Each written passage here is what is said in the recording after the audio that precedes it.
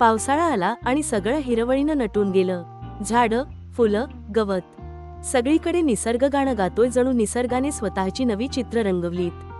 हेच ते दिवस जेव्हा मला पानं गोळा करायची अनामिक ओढ वाटते. एक एक वेगळं रूप, वेगळा पोत आणि एक वेगळी आठवण. मी ठरवलं की यावर्षी सुद्धा निसर्गाच्या या सौंदर्याला कागदावर उतरवायचं. पानं, फुलं, डहाळ्या, जेवढं निसर्ग देतो तेवढंच जपून वापरायचं. मी शेतावर गेले होते. शांततेत भटकत मी काही सुंदर पानं गोळा केली. काही रेशमी, काही खवखवीत, काही लहानशा फुलांसोबत हसणारी. त्या झुडुपात एकदम निराळं काही दिसलं. सुंदर रंगीत फूल आणि लहानशा जांभळ्या बेऱ्या. आई म्हणाली, हे आम्ही लहानपणी खायचो, शाळेत जाताना वाटेतून तोडून. आणि मग मीही एक चव घेतली, एक क्षण आईच्या बालपणाचा. ही फळ लहान असली तरी ती फक्त पिकल्यावरच खावीत, कारण काही वेळा त्या अपक्व अवस्थेत विषारी असू शकतात. तुम्ही लहानपणी ही फळ खाल्लीत का? किंवा तुमच्याकडे अशा आठवणीच्या झाडांचा अनुभव किंवा आठवणी आहेत का? कॉमेंट करून नक्की सांगा. या पानांमध्ये लपलेली आहे निसर्गाची कविता, कधी कधी शब्द नसलेली पण अनुभवलेली. आता मी ही सगळी पान वहीत ठेवते.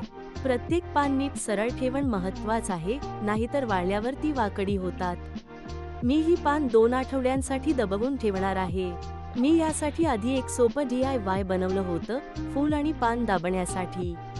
तुम्ही पाहिलं का? जर नसेल पाहिला तर नक्की पहा, लिंक खाली डिस्क्रिप्शन मध्ये आहे.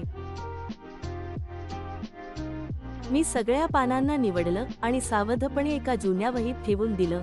त्यांना वाळू द्यायचंय, त्यांना वेळ द्यायचाय. कधी कधी सुंदरतेला उगम वेळ येतच असतो. पुढच्या भागात हीच पानं एक चित्र बनून तुमच्यासमोर उभी राहतील. प्रत्येक पानांना मागे एक गोष्ट असते, प्रत्येक फुला मागे एक भाव असतो. आज मी ती गोष्ट वेचली, उद्या मी ती चित्रात रंगवणार आहे. तुम्हीही कधी पान वेचली आहेत का? ही सगळी पान आता माझ्या वहीत जपून ठेवली आहेत. पण तुम्ही सांगा, यापासून काय बनवावं? तुमच्या कल्पना ऐकायला मला खूप आवडेल. खाली कमेंट करा, तुम्हाला या पानांपासून काय पाहायला आवडेल. व्हिडिओ आवडला असेल तर लाईक करा, शेअर करा आणि अशाच निसर्ग कथांसाठी माझ्या चॅनलला सबस्क्राईब करा.